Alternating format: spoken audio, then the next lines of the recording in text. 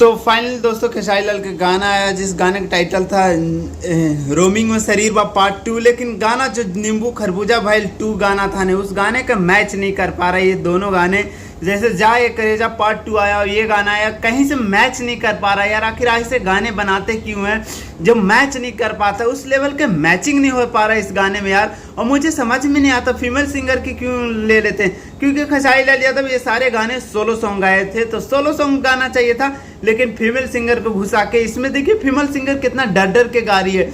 अब समझ में नहीं आ रहा फीमेल सिंगर गा क्या रही है। आप वो 2-4 बार सुनिएगा तो समझ में आएगा।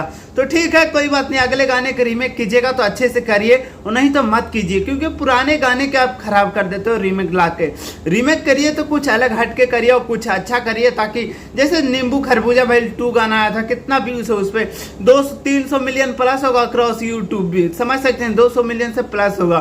तो क्या यार ये क्या करते हैं। और आज झारखंड में स्टेज शो है या नहीं है, अभी तक तो वीडियो नहीं निकल के आया, तो देखते हैं क्या होता है। गाना मुझे ठीक लगा, ओवरऑल होली के गाना है तो कुछ दिन बचेगा, उसके बाद खत्म हो जाएगा, तो कोई बात नहीं है, हम सुन लेंगे और व्यूज अच्छा खासा दे देंगे। ज्यादा कुछ नहीं बोलता हूँ।